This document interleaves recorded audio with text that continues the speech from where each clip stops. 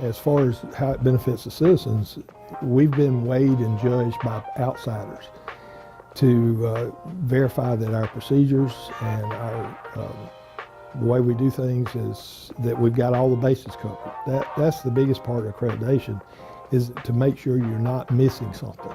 That it makes you dig way down into all your management procedures and everything that you touch and do to make sure you're doing what you need to be doing. Anderson is known as the Electric City because in 1897 a local engineer named William Church Whitner built a hydro generating plant on the Rocky River, and he strung several miles of electricity to electrify 2 cotton mills. So Anderson was the first city in the southeast to have a reliable supply of electricity, and ever since then we've been known as the Electric City.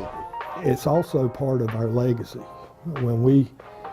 Now that we have it all documented on everything that you do, any manager or director could walk in and now he has a Bible to follow on how to operate and run an organization our size. We're 200 and plus strong people, and for a new director to walk in or a new manager to walk in, that's a steep learning curve.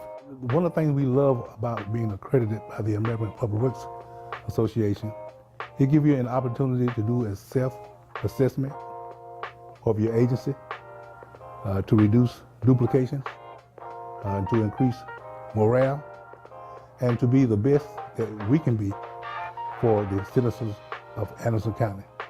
And this has worked really, really well for us.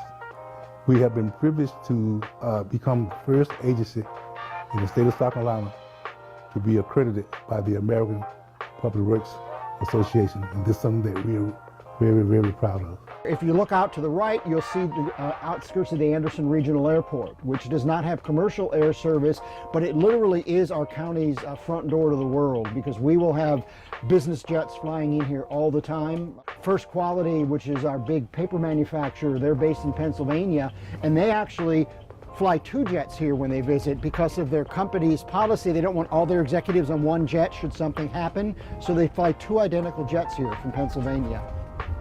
Left side, you'll see actually the end of the 6,000-foot main runway of the Anderson Regional Airport. That was just resurfaced last year. The bragging rights is a big boost for morale.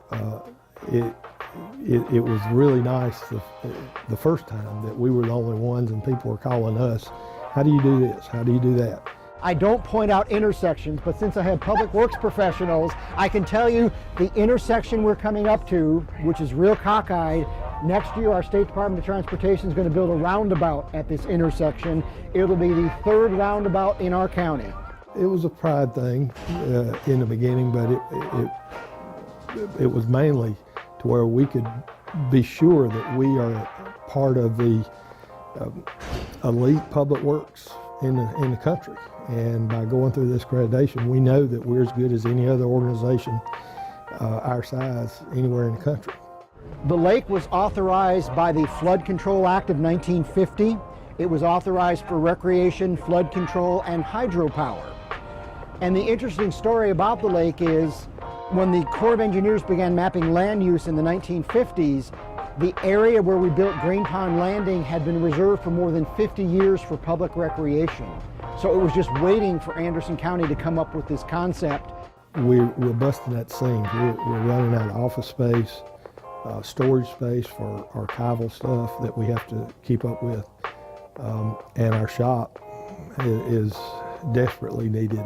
It actually rains more on the inside during the storm than it does on the outside. So it's pretty bad working situations. Our heavy equipment shop can't even get most of the heavy equipment in the shop, so we have to work out in the rain on the equipment. So the new shop that's going to be added on the TTI site will be a huge benefit to the entire county as far as being able to do more without having to contract stuff out to vendors. We'll be able to do it in-house, saving money that way.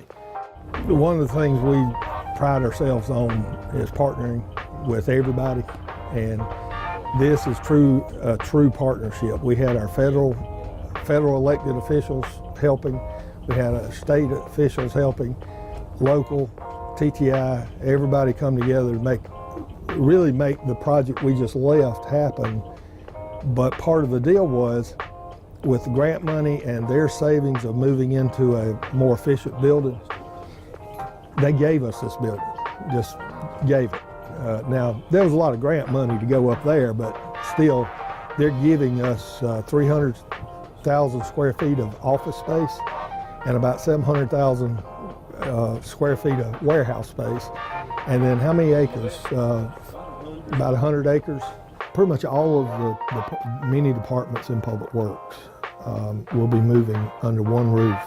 So that will make it a little more efficient in talking with each other, meeting with each other on a daily basis. To the right of us is mostly going to be all of the Public Works or operations. On the left is going to be mostly Sheriff's Office. But down the middle is going to be Economic Development, and Tri-County Tech will have a training facility here. Now, our Economic Development, what we're doing is we're opening up at least one of the warehouses and several offices for any business that wants to move to Anderson, and need to be in business immediately while they're waiting on their building to be built. We'll provide them free of charge office space and warehouse space to get their operations, keep it going until they can get their building built. Tri-County Tech's role, they'll also bring in simulators and other kind of training stuff for these industries, and we'll set up in some of the warehouse space or in the offices to train workers while their building's being built. We don't really have the budget, nor do we need the budget to just revamp and remodel everything. We're actually going to try to just move in and fit the room, whatever the room is, instead of us trying to recreate the room.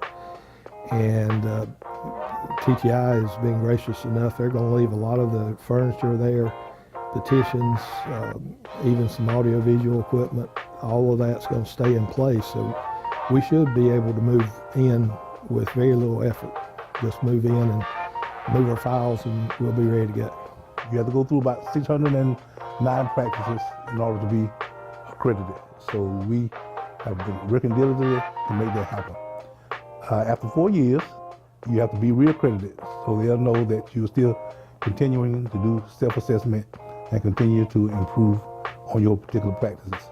So we're in the process of doing our second re-accreditation today, and we're looking forward to being accredited one more time.